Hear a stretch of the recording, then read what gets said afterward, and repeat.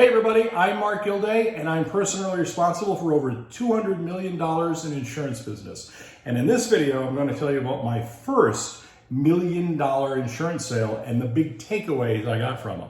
Now, before I get into it, you may be learning how to sell insurance, so you want to up your game. If that's the case, I put together a book. It's called Insurance Selling System Never Fails. You get it for a few dollars. Go to insurancesalescontrol.com/book. And there's a sales letter, you can read about it, and for a few dollars, literally, you can download it and start learning this process today. Now, my first $1 million sale did not happen by accident. I actually wanted it to happen. It just did come sooner than I thought it was. So let me explain.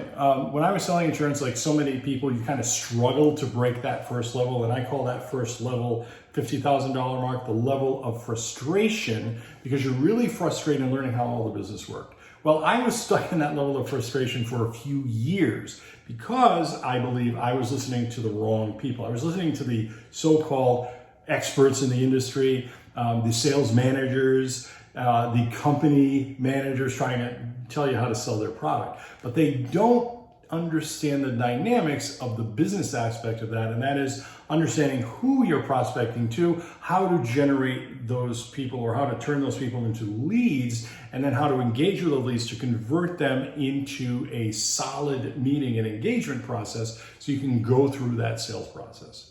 So in this first $1 million sale of mine, I was frustrated because I had not yet broken that $50,000 mark.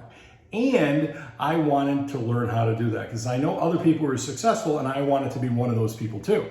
So I started looking outside the insurance industry.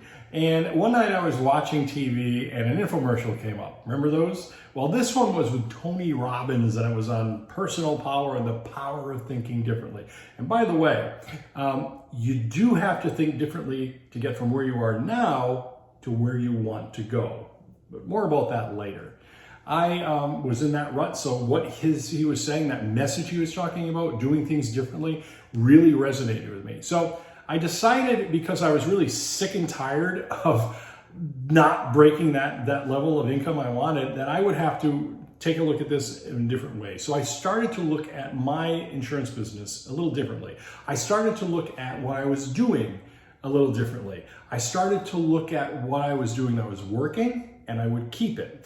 What wasn't working, and I would not keep it. And then I added some things and kind of formulated what I called the initial system. Now that system that I had started to get some traction. But in order to do that, I had to get some help from the people in the insurance agency I was working at. So I went to the person who helped us with the brochures and what we called collateral materials at that time. I said, listen, I need a sheet of flyer. If you can help me put it together, that'd be great. He said, no problem, and I ended up having the flyer put together.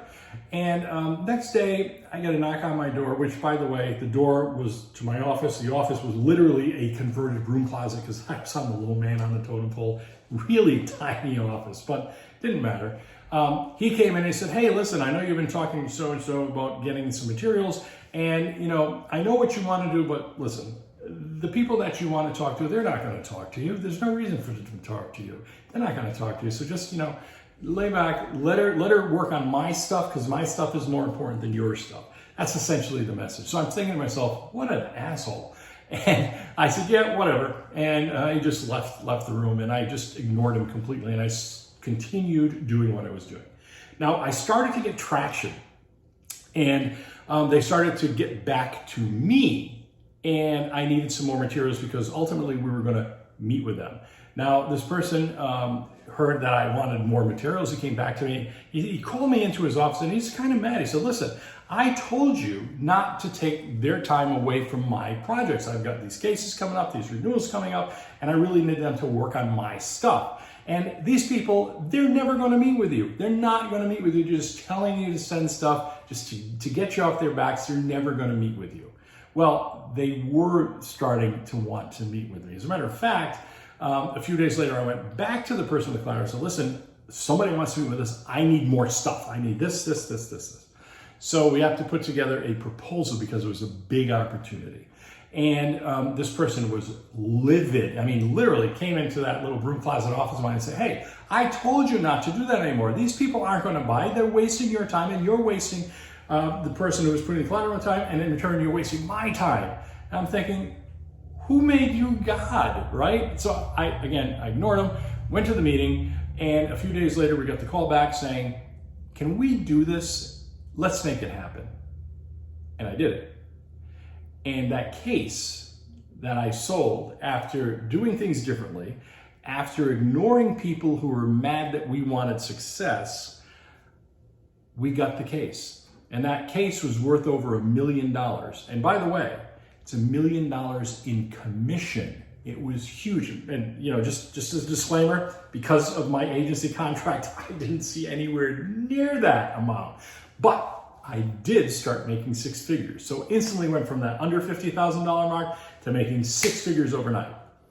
And the next day, that same arrogant prick who was berating me, what were you a waste of time and how nothing we were going to do was working, came in and had the gall to say, hey, do you got any leads? Yeah. So my takeaway is this.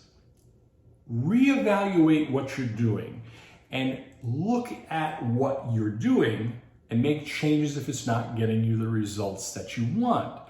Doing the same thing over and over again and expecting a different result is the definition of insanity. It doesn't work. So go ahead and do that and look for strategies. Look for ways to attract these leads. And by the way, if you need that help, again, this book for a few dollars can help you. It's done in 3 parts. It talks about organizing your business as a business, your insurance selling as a business. It talks about lead generation, converting those leads, and the actual 7-step sales process that I put together for my own use.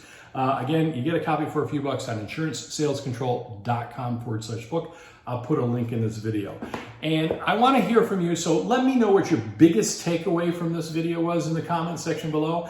And make sure you hit that like button, give it a little thump in the head for me, and we'll see you in the next video. Thanks a lot. Bye, guys.